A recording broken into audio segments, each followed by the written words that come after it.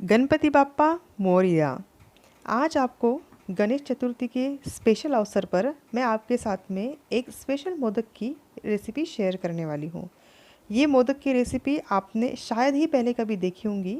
आपने चॉकलेट मोदक तो सुने होंगे, लेकिन आज मैं इसे जिस तरीके से बनाने वाली हूँ ये एकदम डिफरेंट है।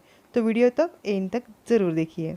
यहाँ पे मैंने एक ब्रेड का स्लाइस लिया है और इसे अभी मैं राउंड शेप में एक कटोरी के हेल्प से कट कर लेने वाली हूँ। जो एक्स्ट्रा का पार्ट है उसे हम निकाल लेंगे और इस ब्रेड के स्लाइस को अच्छे से राउंड शेप में हम कट कर लेंगे। तो ये हो चुका है। अब ऐसे ही मैंने और 4 ब्रेड की स्लाइसेस लिए हैं, इन्हें भी मैं राउंड शेप में कट कर लिया है। अब इन स्लाइसेस को हम साइड में रख देंगे और हमारी नेक्स्ट प्रिपरेशन करेंगे। थोड़ा सा पानी लिया है मैंने प्लेट में और इसमें 1 टीस्पून शुगर ऐड किए, शक्कर। इसे अच्छे से मिक्स करेंगे और इसे भी अभी हम साइड में रख देंगे। इसके बाद की स्टेप में हमें जो करना है वो है कि यहाँ पे मैंने एक बिस्किट का पैकेट लिया है, cream biscuits, chocolate cream biscuits है ये बॉर्बन के, आप सबको पता ही होगा और ये बच्चों को भी पसंद है। तो हमें इसकी एक अच्छे से फाइन पेस्ट बना लेनी है। देखिए, बॉर्बन के जो ये बिस्किट्स है ये बच्चों को पसंद है, तो आप इससे बने हुए जो मोदक है वो भी बच्चों को बहुत पसंद आने वाले हैं।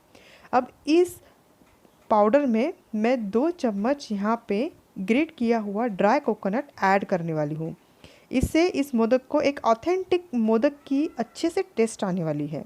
इसके बाद में जो हमने शुगर का पानी बना के रखा था उसमें ब्रेड की राउंड स्लाइसेस डीप करके अच्छे से निचोड़ लेंगे, उसका पानी पूरा निकाल लेंगे।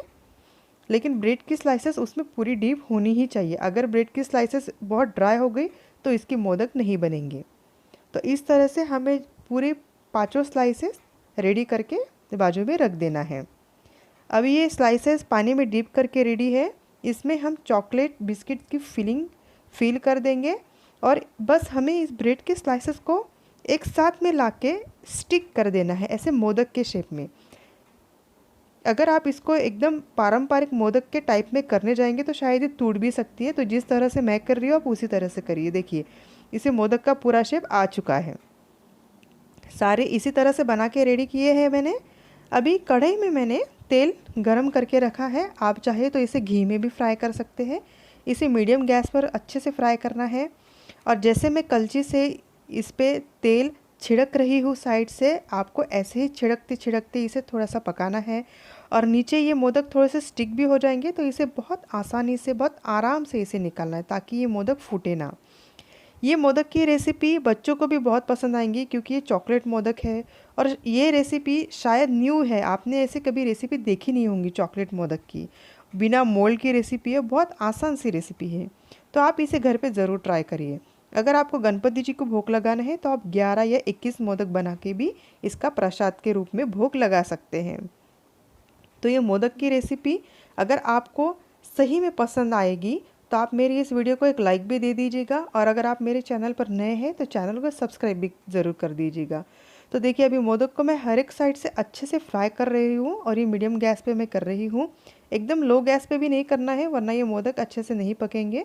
ज़्यादा तेल पीती है ब्रेड, इस वजह से हमें इसे मीडियम गैस पे अच्छे से ऐसे तेल में फ्राई कर लेना है सब साइड्स से। अभी हमारा मोदक लगभग बनकर रेडी है। तो देखिए, और ये बहुत क्रिस्पी भी बनते हैं और खाने में भी बहुत लाजवाब और टेस्टी लगते हैं। देखिए, मोदक अच्छे से फ्राई हो चुका है, दिखने में भी अच्छा दिख रहा है। तो एक वीडियो को ज़रूर लाइक दे दीजिए और वीडियो देखने के लिए धन्यवाद।